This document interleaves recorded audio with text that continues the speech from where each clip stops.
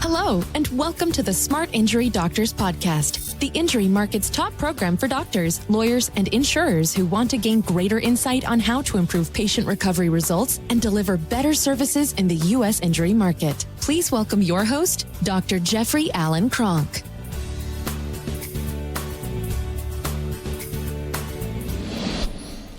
Hey doctors, today what I want to talk about is pre-existing conditions. So some of you out there will say, I don't know, I don't really have much of a problem with pre-existing conditions. I'm going to show you one thing. I'm going to talk a little bit about what are the symptoms of if you have a problem with pre-existing conditions in your injury practice. I'm going to talk about that, and then I'm going to tell you what the biggest problem is with pre-existing conditions, and I'm going to make that abundantly clear for you. So first of all, what are the symptoms of somebody who's not really good, an expert, a pro, a master with pre-existing conditions? One, payment reductions. Two, attorneys that are going to cut your bill and cut your bill significantly. And not getting lots of attorney relationships established. Those are main symptoms that I can think with that if you have those, hey, routine, people aren't falling all over the place to do business with me as an attorney. And the attorneys that I'm working with are asking me for reductions. I've got a problem with pre-existing conditions. I might not even know it. Now, the biggest problem with pre-existing conditions is not with pre-existing conditions themselves. It's with the existing conditions. It's with understanding the injuries themselves. That's like I do a lot of consults. That's the biggest issue that the doctor has. You don't have an issue with pre-existing conditions. You have an issue with existing conditions and a lack of workup, a good workup, a lack of understanding of what the actual spinal injuries are. There's only 3 of them, right? So you got to work them up. If they're there, you have to work them up. So let me give you an example. If I use it, I'm going to use a car as an example. So if I have a car, it's got 50,000 miles in it. It's got some wear and tear. It's like a 20-year-old body, human body. It's not a 60-year-old where it's got 300,000 miles on it. I got this car. I'm driving it. Somebody hits me in the front end.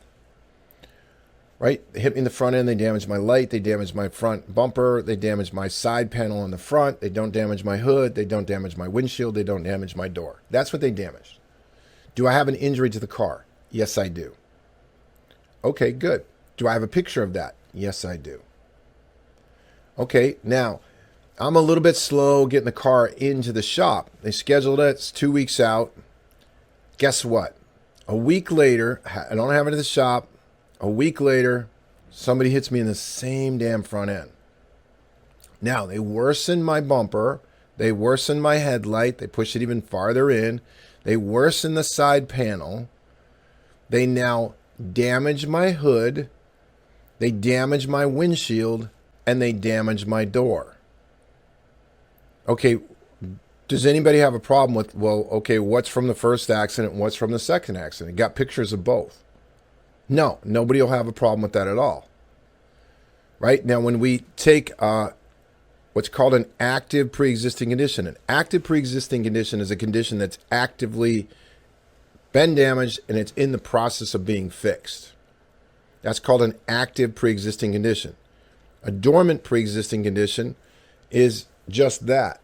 It's a pre-existing condition that happened, but it's dormant, which I'll explain in a second. So anyway, we've got this car, right? Now I got 2 accidents. I got 2 traumas, right? When we put trauma to an active pre-existing condition, it's called an aggravation.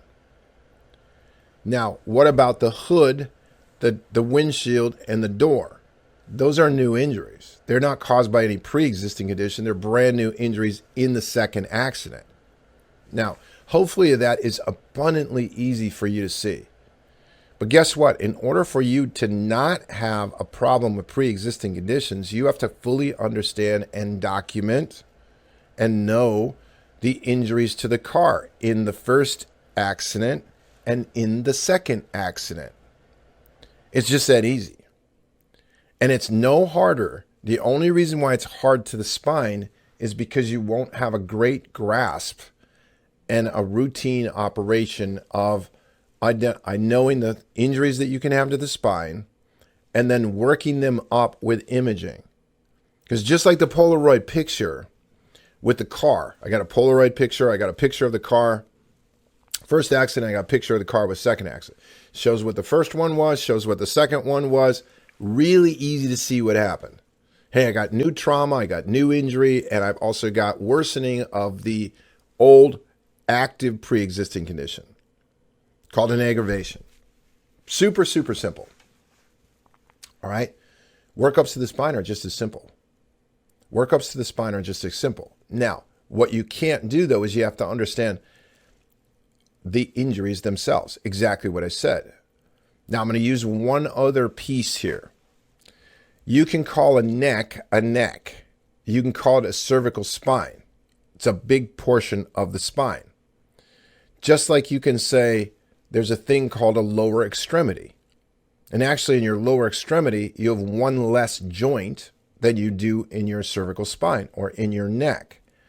Now, if I have an injury to my knee in an auto accident, and I have a history of bad ankle sprains throughout my whole college career, and I have degenerative change in my ankle, but I damaged my knee in the car accident.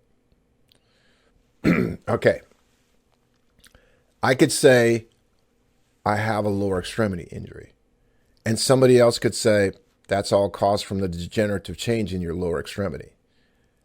And if you didn't know how to separate out and know the differences of the injuries and even the area, then you would have a problem with pre-existing conditions.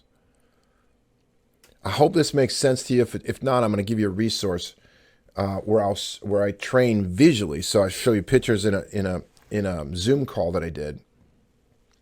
It's the same training I give to attorneys nationally, same training I have in my Smart Injury Lawyers program, same sort of training I have in my Smart Injury Doctors program.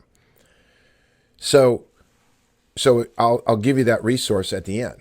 But if I look at that knee, it would be insane for somebody to say, hey, you know what's causing the problem in your knee? Your ankle degeneration. Now, it's just as insane, but again, this is where you don't know the workup. It's just as insane for somebody to say, well, look, I got degeneration in C5, C6 cervical spine, in the lower cervical spine, but I got severe injury at C2 and C3. Now, if the first thing pops into your mind is like, well, how do you do that? You're on my radar for exactly what I just said. You're going to have always a problem with pre-existing conditions because you don't know how to separate out the injuries. Not knowing where the spinal injury is in the spine would be like not having a lower extremity injury doctor know exactly where the injury is in the leg. I mean, how would you like your kid, let's say your kid is a soccer player, and they basically severely injured their leg, right? Looked like it was pretty bad. Looked like it could be knee, could be worse. You go to the top expert, and he comes out and says, hey, you know what? Your kid's got a lower extremity injury. You say, yes, I get that. Where in the lower extremity is injured? What's injured? It's no different with a spinal injury. Oh, I have a spinal injury. Now, most doctors today will go, well, they have an injury in the neck. It's a neck injury. You have a pre-existing condition problem if you don't understand the injuries. Because if you can't definitively, exactly what I said, if you can't look at something and go, wow, I 100% know that damage from the car was from the accident yesterday. Wow, I 100% know that this new accident 2 weeks later, a week later, did more damage to this area and actually added more trauma to this other area. You will always have pre-existing condition problems. Right? You always have pre-existing condition problems. No questions about it. So the biggest thing you have to be able to understand, and it's done through imaging, is you have to know what a snapshot of an injury looks like. So we only have 3 injuries. Spine is bone and connective tissue. So if you damage the spine, you have to damage the bone and the connective tissue or both. Most of you are not dealing with fractures. So you're dealing with connective tissue injuries. There's 220 specialized connective tissues that hold the spine together. They actually support both the alignment of the spine and the alignment of the discs. So there's 220 specialized ligaments that hold all the parts together, and there's 23 discs, right? What are the part that holds the disc in alignment? The ligaments, right? So if I damage the disc, it's called a disc herniation. If I damage the support ligaments, it's called a support ligament injury, and it's picked up on excessive motion testing because it causes spinal instability, right? Now, accident one, I go to accident one. Let's just take disc herniation. This will be simple for you to understand. Accident one, I go in, I got a C5, C6 disc herniation. I'm saying that's caused by accident one. Good. Accident two, wow, I sent him out for another MRI. Oh, wow. Instead of just the C5, C6, I have a worsening of that called an aggravation of that condition. And I have a new disc herniation at C4, C5. How hard is that? It's not hard at all. Excessive motion study, it's even easier. Once you understand excessive motion studies and how to use it, it's even easier. But you have to understand the injuries. You have to understand what is possible and where are they. And you have to be able to differentiate this. If any of this is confusing, I do a program that is so simple to watch. All you have to do is go into Facebook and say, hey, look for the Smart Injury Doctors Practice Building Success Network and join it. Go to the guides and you'll see that there's a whole bunch of educational material that I'm giving you. This is so you get a feel for us. On the podcasts, I do podcasts so you get a feel for our material. In this free Facebook user group, I add other visual material.